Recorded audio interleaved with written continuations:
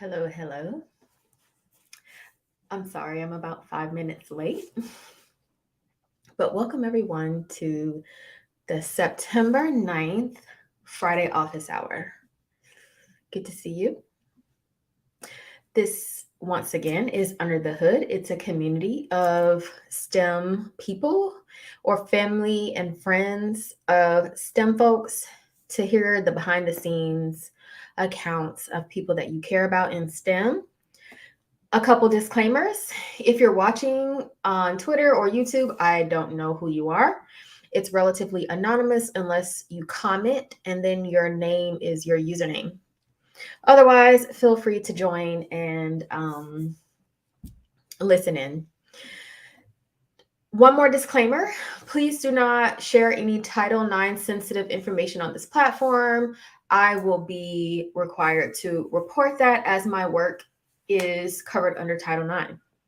Finally, my opinions expressed on this platform are those of my own, and they do not reflect that of my academic institutions, both past and present. Okay, today we're going to talk about grind culture, but particularly from the framework of what happens when we don't address grind culture and when we celebrate overworking ourselves. Okay? And when we don't give room for error, for rest, and for balance within academia in particular. We're going to look at a few intersecting identities and see how C19 has impacted academia, our productivity, and our motivation. I've already talked about coping in STEM, but I thought I would address some of these other issues, right?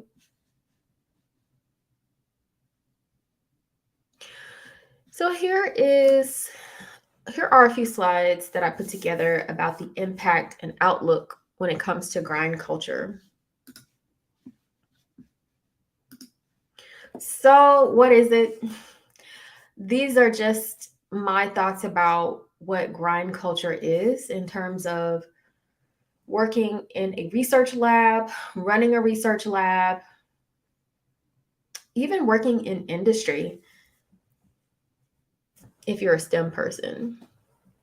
So what I think about when it comes to grinding, first in, last out, being the first to show up to the office and staying all day, and then you're the last to leave. That's a part of grind culture, and sometimes it's celebrated. Always on and available, meaning you are answering emails, you are answering text messages, and you're just available to talk about work any time of the day, any day of the week. I think that's a big part of grind culture. Not taking a vacation.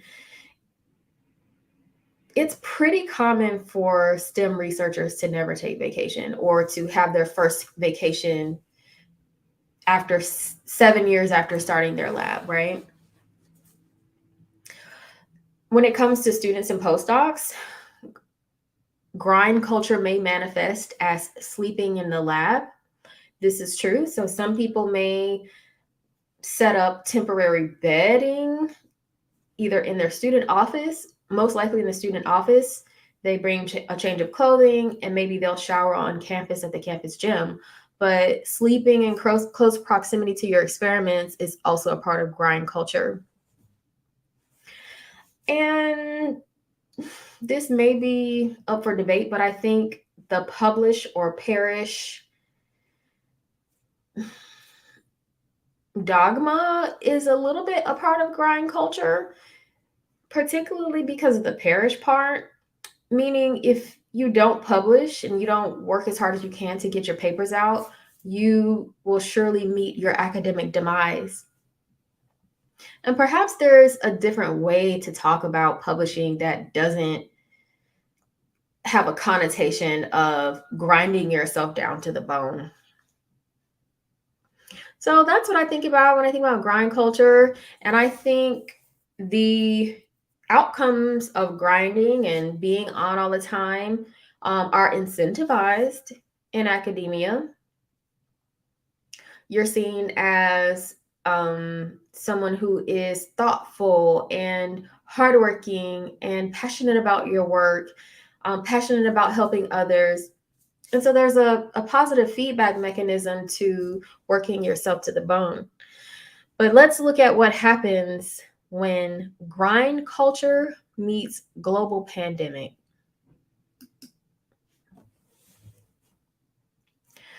Case in point, this feature from, I'm pretty sure that's Nature, from Dr. Virginia Gewin. Forgive me if I mispronounce that. As we can see, it's titled, Has the Great Resignation Hit Academia? A wave of departures, many of them by mid-career scientists, calls attention to widespread discontent in universities. So is it a coincidence that this feature came out in 2022? No. A lot of what is discussed in this career feature are quite relevant and widespread. So let's head on over to the actual article so you guys can see.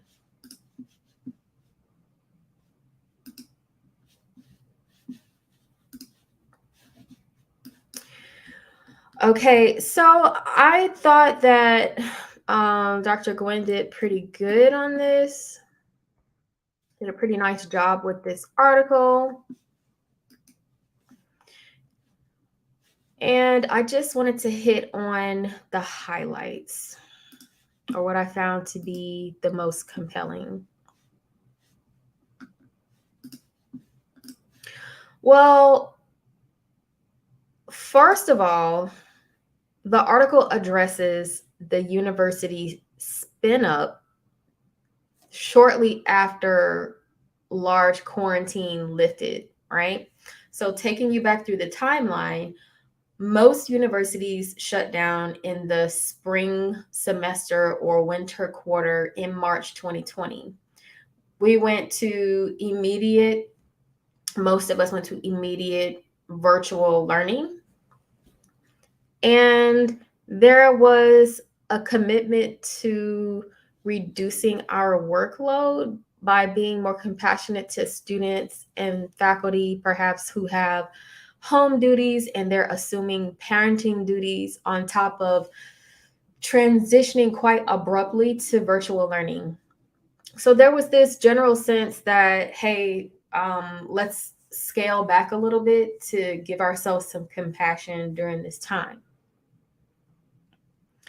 But since about spring of 2021, shifting into summer of 2021, universities have been opening up to hybrid and full-time in-person operations. So here, I'm just assuming that they're talking about the spin up back to normal operations in a hybrid setting or in a fully in-person setting. So the article says, University spun up to full speed, expected the same and more from struggling staff members. And this is a quote from Professor Christopher Jackson, or former professor, who has since resigned and is working in industry. Staff members who are now reassessing their life values. So a lot of us return to academia with a new set of values, after we witness widespread misinformation, widespread mortality due to a global pandemic, and just people not understanding how to manage that, and not listening, and going back to the status quo as soon as we could. People started to realize maybe it's more important for me to spend time with my family and be more present in my full life instead of devoting all my attention to my work. The demands add to long-standing discontent among early career researchers who must work longer and harder to successfully compete for a declining number of tenure track or permanent posts at universities. So, not only were we committed to grind culture before the pandemic, we hadn't quite let that go. And I don't know if work transforming this culture has made its way into evaluating people's qualifications for jobs, given the pandemic disruption, or whether or not we've evaluated people's productivity for tenure and promotion as a result of the global transition over the last 3 years, coming up on 3 years. So grind culture plus perhaps universities not considering how hard things have been and that we all may be suffering from collective burnout is rubbing some people the wrong way, rightfully so. So there is quite a bit of frustration and what they're calling unhappiness among academics, largely professors and research scientists. Mid-career researchers were consistently more dissatisfied than were early career or late career. So I can see this, and I'll tell you why. In most places, early career researchers are shielded from service and heavy teaching loads. It's meant to give early career researchers, people without tenure, time to build research infrastructure, get used to the job, publish papers in absence of any heavy university service. So then you've got your late career people who also may have a reduced teaching load because they're now distinguished professors. They are given more liberty to buy out courses. They already have an established teaching record. So there's nothing left to prove, and maybe universities are more likely to just let them do their work, their science, because it's so profitable for the university. Now comes the mid-career people who, as soon as they transition from untenured to tenured, are immediately given more service roles. I obviously have not reached this level of my career, but from what I understand, mid-career associate professor is when you're proving that you are ready to advance to full professor, which pretty much requires you to do quite a bit of university service, quite a bit of professional service, because from what I understand, you're transitioning from getting tenure, establishing the fact that you can sustain research, to now elevating yourself from locally, domestically renowned to internationally renowned, to being a productive member of the academic senate, where you're making significant changes in the campus community based on your service work. So these are the things that are expected of mid-career people, because they haven't proven that, because they've been having their head down, getting tenure, and building a research lab. Surprisingly enough, this article is stating that researchers with tenure, long-term posts, are quitting.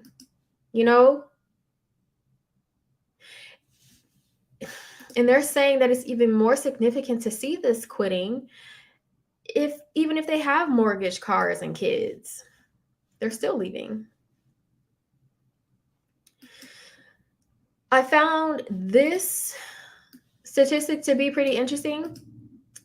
41% of mid-career researchers, compared with 32% of early career, reported that organizational politics or bureaucracy frequently or always frustrated their efforts to do a good job. So That's interesting to see that the mid-career researchers are more frustrated with bureaucracy. That doesn't bode well for people that want to see good things happen and are discouraged by things like that. The next thing that I wanted to point out in this article, this is Professor Karen Kelley, who's talking about some of the grievances, perhaps, that she experienced before leaving her position at the University of Illinois at Urbana-Champaign. She cited a lack of support, increased workload, micromanagement, and increasing right-wing hostility towards academics and salaries that have not kept up with cost of living. So these are pretty significant drivers for someone who is sensitive to right-wing hostility, who don't have a financial safety net. You know, sometimes the incentive and the draw of doing creative research and contributing to knowledge is not enough to combat like basic safety and basic needs like having a salary that supports you during high cost of living times and high inflation periods. And they're saying here, COVID is the straw that broke the camel's back. So when the pros don't outweigh the cons, people are seeking other options. Let's keep going. I wanted to hit on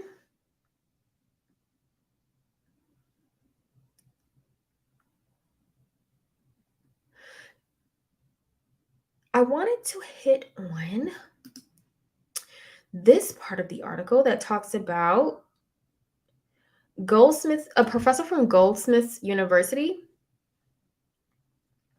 who is talking about a hostile funding environment and rising costs, right? And that university had to cut 20 staff. And so since this is the UK, staff is actually faculty members. So you're looking at more restricted funding and then cutting back on staff. So they're citing that it's deeply upsetting to witness this if you're left behind in academia. Okay.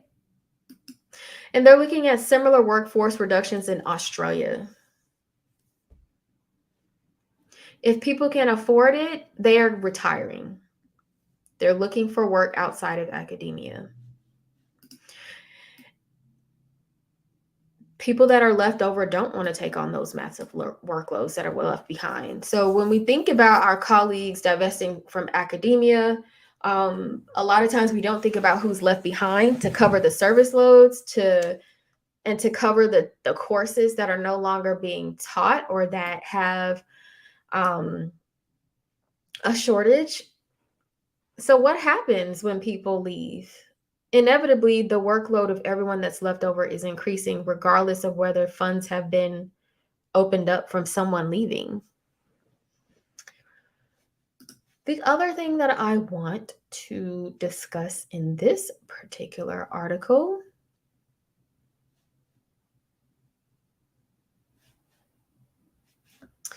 now,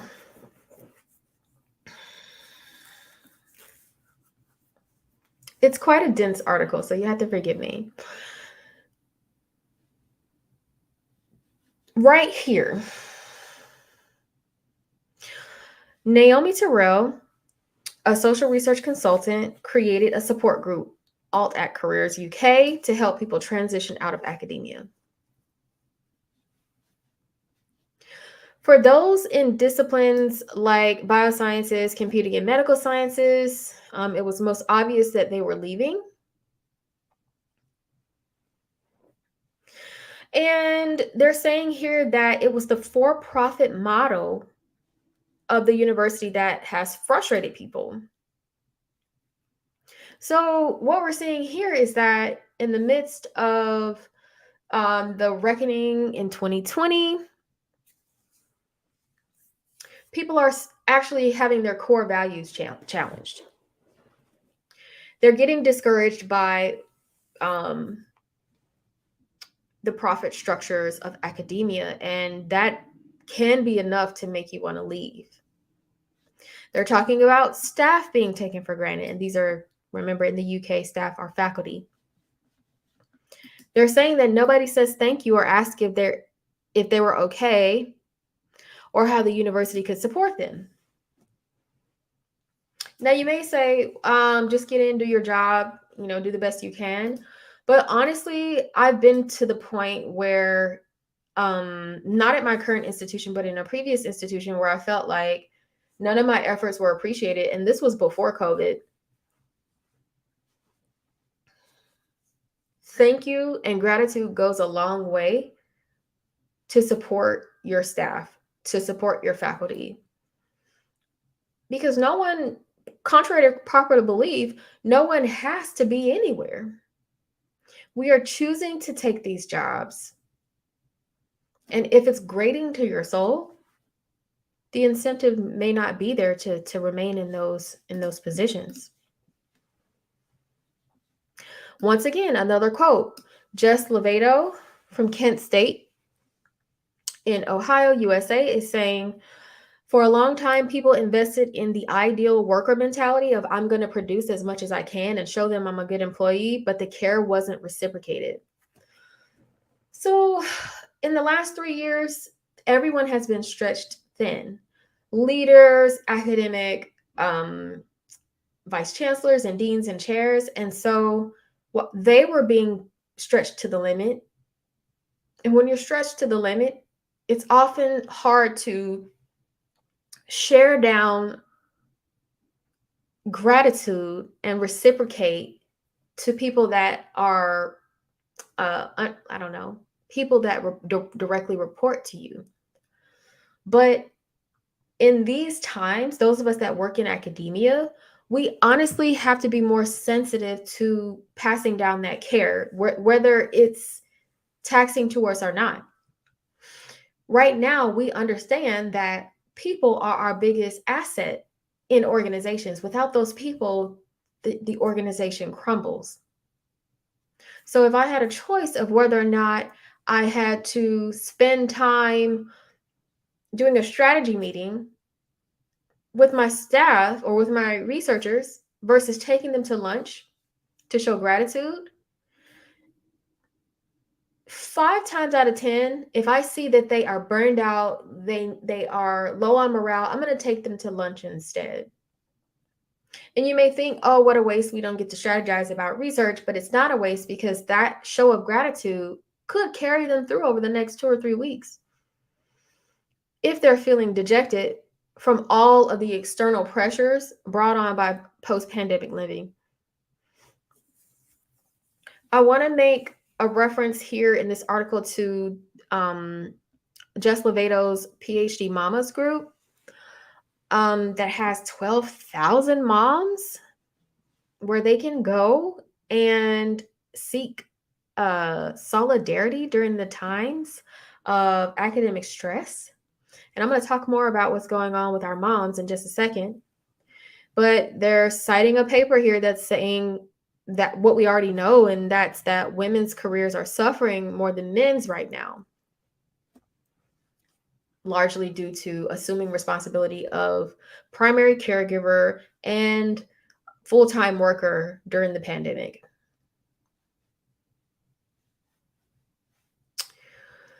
Now,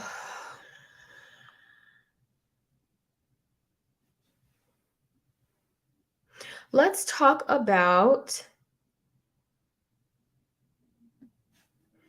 systemic biases.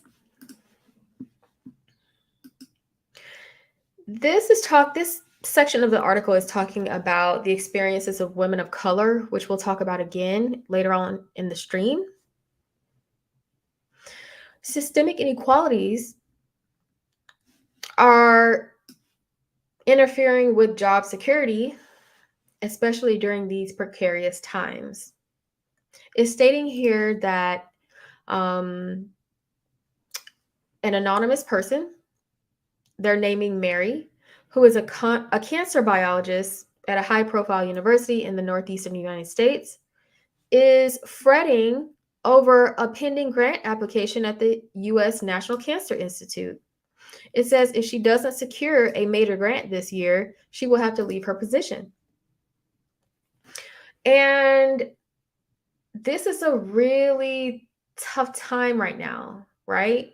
If funding is drying up, if environments are becoming more hostile because of whatever social movements are going on, if your race and identity is becoming more of a stressor during these times, on top of historically what we see as a bias in funding from the NIH, from the NSF. I've already talked about NSF funding biases before, but if all of that is converging right now, this makes situations even more precarious for women of color, especially if they are primary caregivers. Mary is blaming structural bias and a lack of resources for holding her back in her research. I will say when you don't feel like you have the resources available to you, it can be an extremely stressful situation. Okay. She's citing in another instance where she was at another university in the southern part of the US where she had inadequate lab space and no access to the equipment and mentoring that she needed for that funding. So we're looking at a structural bias that has permeated its way into her present day research situation. Perhaps the lack of resources and investment early on in the career has propagated itself into lack of momentum later on in the career, which is now going to perhaps push Mary out of academia, and I hope not. But maybe that's something we haven't considered, that, or maybe we have, that existing stressors have been amplified now that we are coming back from the deepest part of quarantine. Okay. So while we were virtual, it was hard, but returning to what we thought was normal after the disruptions in our research and on the heels of severe burnout and collective trauma, refacing these structural biases is like a ticking time bomb for some people.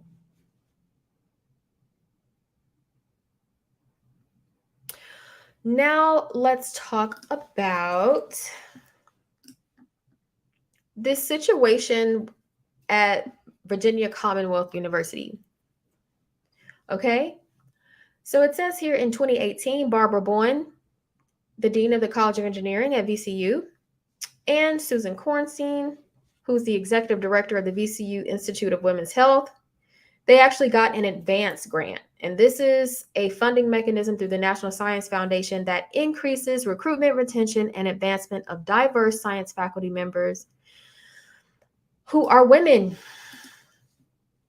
They're citing the fact that their $3 million advanced grant actually helped them to prevent the loss of women. So essentially, we're seeing here that perhaps just having a few additional resources, and I'm not sure what they did with that $3 million, but perhaps it went to childcare support and the funding and the funding for additional like health secure and COVID safe childcare. Maybe it covered the research stipends for their students during a period where they couldn't actively write grants. So having this structural support, largely in the form of resources and lab space, we can see here can combat retention issues. And the moral of the story here is that when you're dealing with people with marginalized identities in STEM, over investing in their support could be a significant way to improve recruitment and retention. The last part I want to bring up in this particular article is about shifting goalposts. Okay? So this could also be a reason why academia is experiencing quite a level of resigning, and actually people not even considering careers in STEM, academic STEM. Sarah Tashjian is a postdoc in neuroscience at Caltech who states that when I started in 2015, 10 first author papers would write your ticket anywhere. She has 29 publications, 16 of them are first author. Y'all, when I got on the job market, that's a shoo-in. Maybe I don't know the neuroscience space very well, but I'm just going to take her word for it that she has gone maybe above and beyond what was expected in 2015. But yet and still, she's unsure of whether it's enough to secure a tenure track position. That's enough to make you consider alternative employment options. So what we need to step back and think about is, if we're goalpost shifting toward an even more severe form of grind culture, but we're also not considering the fact that there's fewer resources available for people, funding is precarious, and perhaps in the midst of increasing and shifting goalposts toward more productivity on the heels of a pandemic where we weren't able to be as productive, this could be the convergence of a severe period of resignation and lack of interest in academia altogether.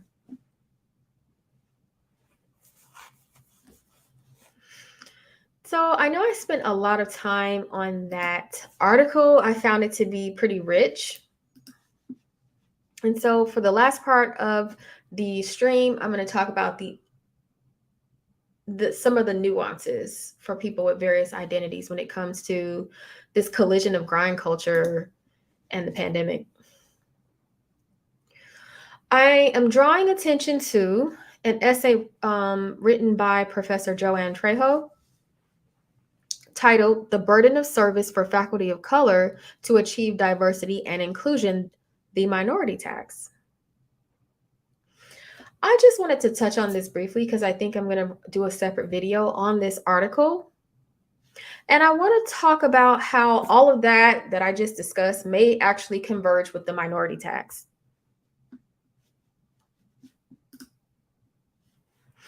Now, let's read a little bit of the abstract. The exclusion of Blacks, African Americans, Latinx, Hispanics, and Indigenous people from science has resulted in their underrepresentation in the biomedical workforce, especially in academia. Despite low representation, faculty of color are disproportionately tasked with service to enhance diversity and inclusion in the academy, often to their detriment. The essay offers a perspective on the undue burden of service placed on underrepresented faculty to achieve institutional diversity and inclusion. I'm definitely going to do another video on this. I sit squarely in the middle of this, not necessarily in the biomedical workforce, but definitely in STEM education. I think people in leadership in various departments are becoming more sensitive to this, especially on the heels of the pandemic, especially since people are trying to increase their diverse faculty members. And so they're becoming more aware of the fact that, hey, if we're going to recruit diverse faculty, maybe we shouldn't overburden them with service. Because the minority tax, on top of the pandemic, on top of grind culture, will wither a faculty of color's, academic career experience. I think I'm going to save the rest of my commentary for another video. Now, I also found this to be interesting. I found this commentary from Professor Ann Carpenter from the Broad Institute of MIT and Harvard, published September 5th, 2022. So this I found is an answer to grind culture. So what are people doing? Now we're getting to the solution part of the live.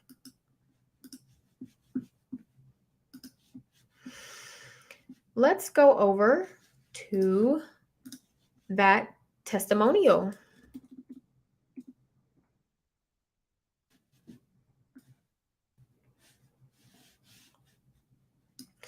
Okay. I won't read through it all. I recommend that you all take a look at what Professor Carpenter has done. 6 months into 2020, there was a health issue. Okay. And at the time of this health issue, Professor Carpenter was a mother of 5, and we'll talk about motherhood in just a second, leading a 20-person research group. She then realized that it was irrational to run her health into the ground while she's trying to improve someone else's well-being. Okay. Quitting was not an option. Okay. She loves her work. And she says she finally hit her stride, but a medical diagnosis was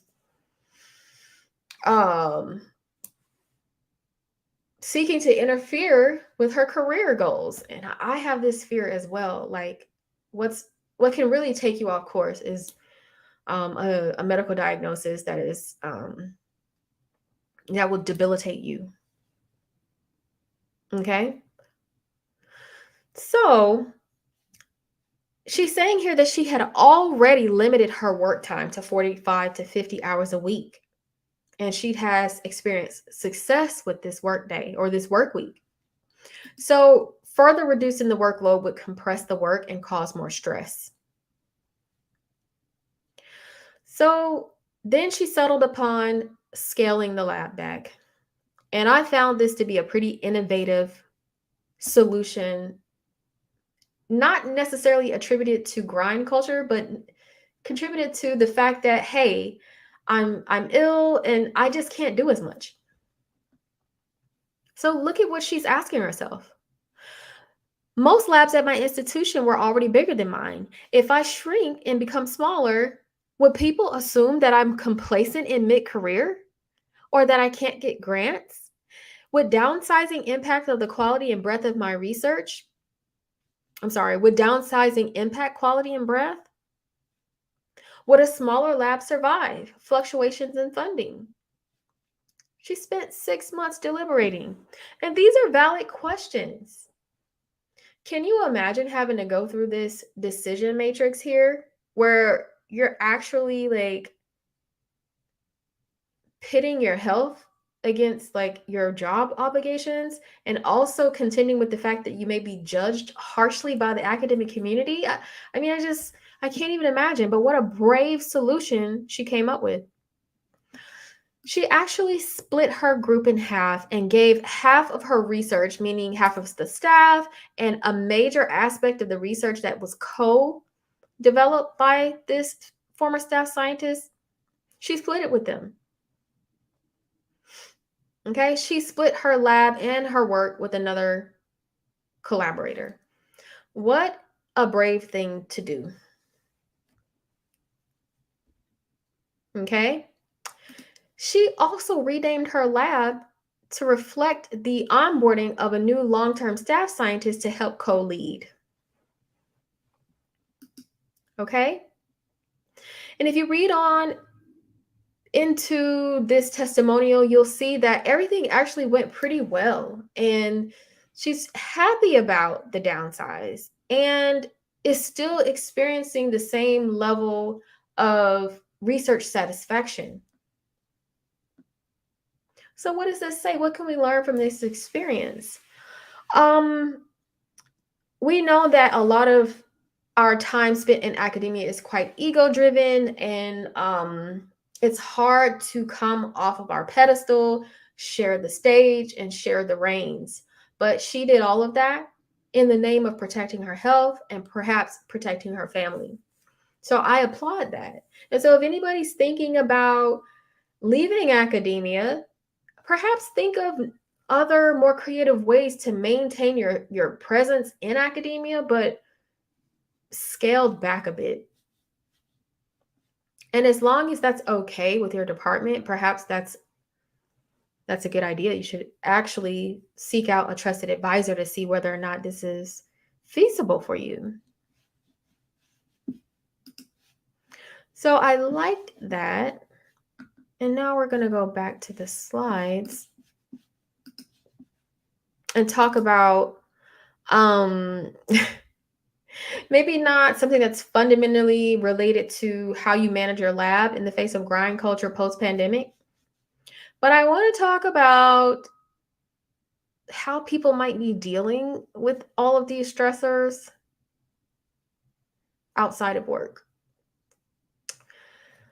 I read this article in the New York Times back in February of 2021, and I don't have the article pulled up because it's behind a paywall, but at the time I think I could access it. So this is the other side.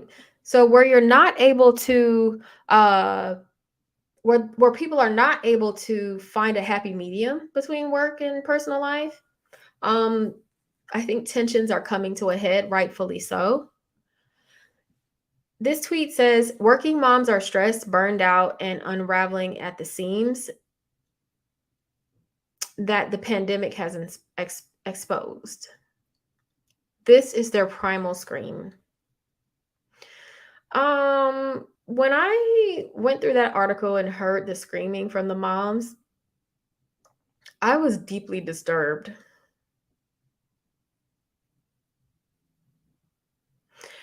I really couldn't even imagine pulling the duty that they had to pull. And I'm not just going to say moms here. I'm going to say primary caregivers too. But this is specifically talking about the role of moms during the height of quarantine. In this quote, it says, as a married working mother, I didn't think I had the right to complain. I'm not a frontline worker. My husband is supportive. My 3 children are well behaved. I live in a nice house. I'd feel guilty when I get stressed because I know others have it much harder. So there's a dissonance here. On the one hand, they know objectively that they are supported, but on the other hand, they're stressed. And that was the theme of this article. People trying to balance gratefulness with the reality of their situation. Where does a person turn when they have to grapple with weighing gratitude with their primal needs to have support? And I think in February 2021, people were at their breaking point. It was bad.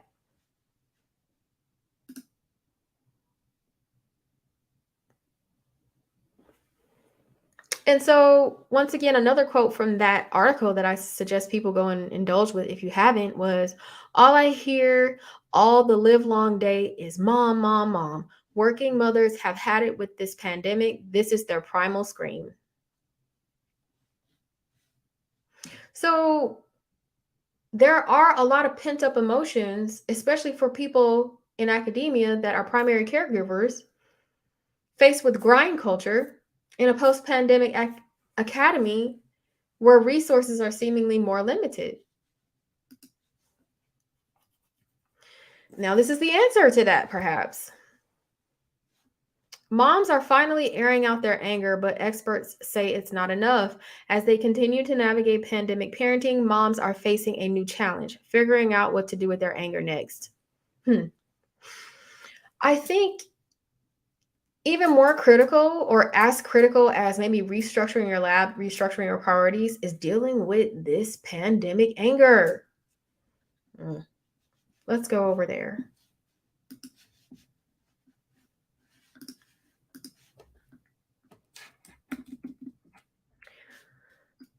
At a time when people are wishing the pandemic away, many parents still can't escape the ongoing realities of COVID-19. They're trying to find new ways to express their own anger, some acknowledging their frustrations. Some say acknowledging their frustrations isn't enough. Anger just wasn't an emotion that you were allowed to feel as a mom. Lindsay Morashver is saying here. My relationship with anger was an inability to recognize that I was angry. I couldn't recognize that the frustrations, the bitterness, and the resentment were all a result of anger. So I bring this to the front to say that I sense that perhaps some of our academic colleagues are going through the same thing, especially ones that have a pretty severe or pretty strong caregiver responsibilities right now. I empathize, because do they have an outlet for what they're feeling right now? And how does that converge with more responsibilities at work, given the departure of their colleagues, given fewer resources, and given the mid-career uptick in service? What do people do? So they are referencing the fact that they do, participate in this cathartic screaming, but it says, I'm good for like the next few sustainable moments, but then I have to scream again. I feel like every day is a low-level scream.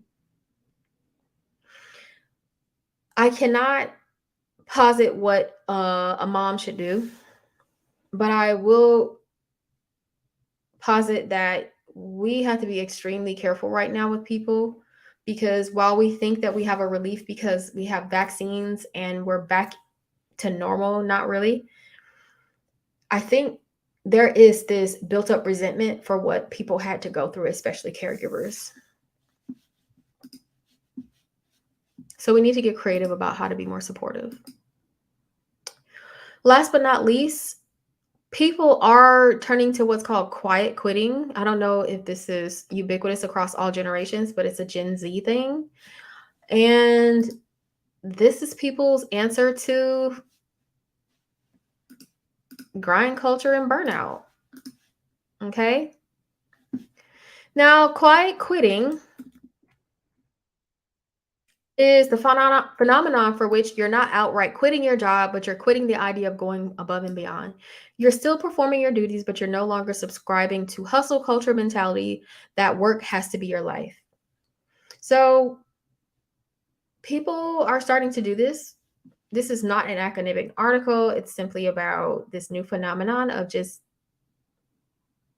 unsubscribing and divesting from hustle culture. There's a reason quiet quitting is resonating so widely. It's a response to a real problem, the global epidemic of stress and burnout. It was bad long before anybody had ever heard of C-19. As we know, it's only gotten worse since the pandemic began. Whether you're shrinking your lab, screaming your lungs out, or participating in quiet quitting, there has to be recourse from what we all went through. However, the idea that burnout and quiet quitting are our only options is clearly a false choice. And I like what they're posing here. The alternative to both of those is being engaged in your work without burning out and without sacrificing health and happiness. And so the shrinking of the lab, I feel, is a good example of this third alternative. I give 100% when I'm working, and these are my boundaries. That's very different from I do the bare minimum to get by, right? And I'm going to talk about this statement as we wrap up for today's office hour. So setting a boundary, as Professor Carpenter did, 45 to 50 hours a week.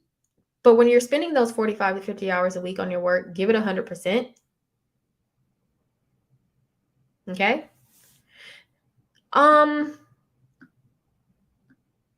Yeah.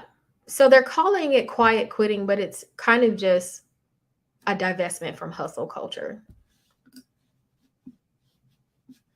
Immediately, I started thinking about, okay, is quiet quitting for everyone? And lo and behold, someone has thought about that in the form of examining quiet quitting and the implications for women of color. So let's go over to this article. Staying within one's job description sounds like a solution for burnout, but the TikTok trend can have long-term repercussions, especially for certain groups. Okay. Written by Rieck for Bloomberg. This article is examining the fact that quiet quitting is just not an option for women of color and people of color. Let's get into it. This is a graphic that's showing that women are feeling more burned out than men, becoming more severe, okay, or not really more severe, but equally as severe post-pandemic, or more severe post-pandemic. This is the likelihood that you're going to be burned out, all right, if you're an ethnic minority versus if you're an ethnic majority. The burnout is probably the same, but what they're showing here is a juxtaposition of feeling comfortable talking about it. So if you're in the ethnic majority, 41% of the people feel comfortable disclosing their mental health challenges. And if you're ethnic minority, you feel there's a less of a likelihood that you feel comfortable disclosing this.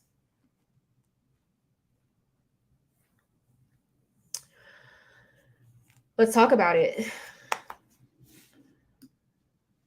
This is talking about retail workers. So we know this is happening in academia. So we're talking about retail now. Managers already underestimate women's potential. They're 14% less likely to be promoted than their male counterparts. Many Black employees feel they need to work twice as hard due to unfair performance reviews and overdue promotions. So the answer to structurally being overlooked for various workplace advances is to work harder. Most ethnic minorities are familiar with this. So if you quiet quit or divest from hustle culture, that will lessen your likelihood of standing out for a promotion. Therefore, quiet quitting can be an exacerbation of this phenomenon.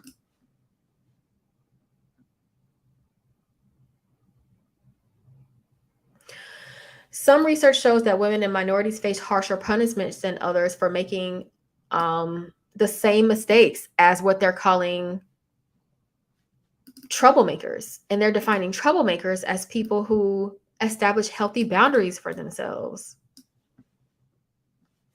So if you're a person of color, a woman of color, if you're trying to establish a boundary for yourself, it may backfire. And divesting from hustle culture, they're saying it may backfire. I haven't. I don't know. I'll explore my relationship to this a little bit later in the slides. Okay.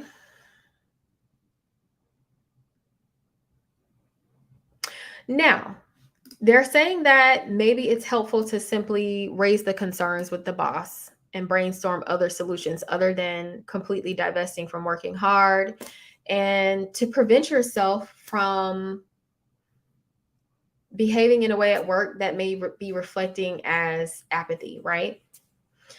Personally, as a research mentor, I give my people space to create boundaries with work. I actively check in with them and see if they're okay. Hey, if you need to give yourself a wider margin of time to get something done, fine. I understand what stressors we're under right now. And so I think as someone who sits in the position to help my research staff, you can possibly, if you're in a position to help others, or if you have direct reports, initiate the conversation so that they don't have to quiet quit. If you feel that your employee is pulling back, check in with them and make it okay to adjust the expectations you have for them. Last but not least, let's talk about what I feel are personalized solutions to all of this, aside from shrinking your lab, quiet quitting, etc. Number one, understand your work expectations. So this isn't just reading the job duties. It's seeing who gets promoted, seeing what they do to get promoted, and fully understand what's getting rewarded. After you understand what's getting rewarded, make a decision whether or not you're going to be able to meet those expectations, considering your work and personal life. If you know you can't do that, and you know that anything less than that, you may want to seek other employment options. But if you say, hey, these are the benchmarks for success that I know I'm going to have to adhere to get promoted, the next step is to make sure that whatever you're doing, it can align with your core values. So if you're going to have to put in 60 hours a week, make sure you're doing something that you love and something that is not against your core values. That may make the blow, it may make the stressors right now a little bit easier to deal with. Okay? I don't suggest you shoehorn yourself into 60 hours a week doing something that you know is going to go against your core values and cause stress. And I actually recommend other employment options. But for those of us that do plan to stick around, we need to make modifications and make sure that we are not losing our soul over this phenomenon. Commit to rest and joy. So if you're going to do it, make sure that it brings you joy, and commit to maintaining a positive attitude if you're going to do it. If you're going to still invest in a system that is under quite a bit of pressure right now. Get your rest. Establish personal boundaries. Decide what you have to do, whether it aligns with your core values. Get your rest, and then adhere to the times that you plan to be at work. Adhere to the times that you plan to work for your work, right? And if you have to go over, time, over the amount of time that you want to spend on a particular project, take solace in the fact that what you're doing aligns with your core values of what you think is important. So that may help you find solace in having to put in a little extra work sometimes.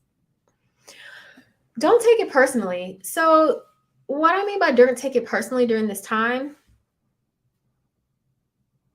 we see all this stuff happening globally. We see that we are on the heels or coming out of a severe quarantine. Everyone's under stress.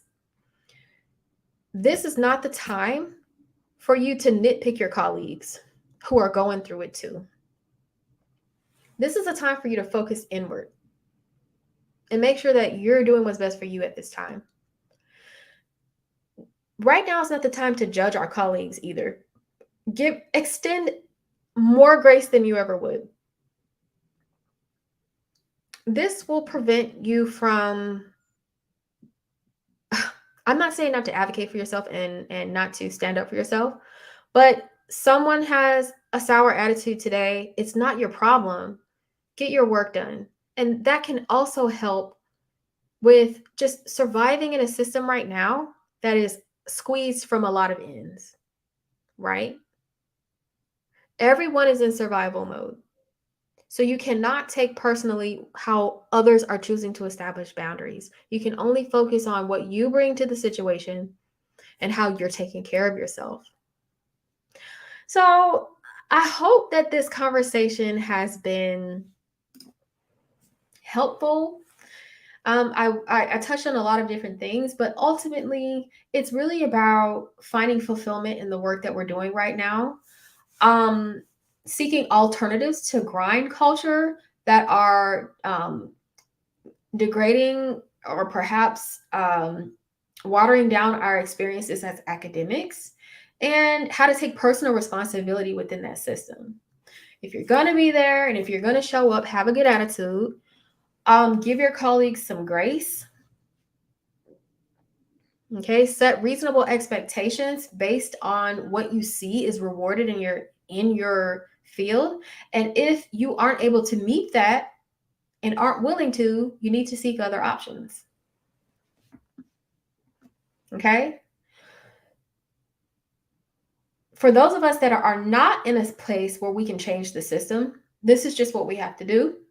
And eventually, when you get promoted to like a dean or a chair position, you can push back and implement more reasonable expectations for your tenure, for your productivity, etc. And hopefully those champions already exist in your institution. I know they exist in mine, but I wish everyone the best that's going through this right now. I have empathy for everyone. And let's continue to have conversations about how to navigate these systems during this time. And with that, I'm going to sign off, and I'll link all of these articles in the description box. And I'll see you next week.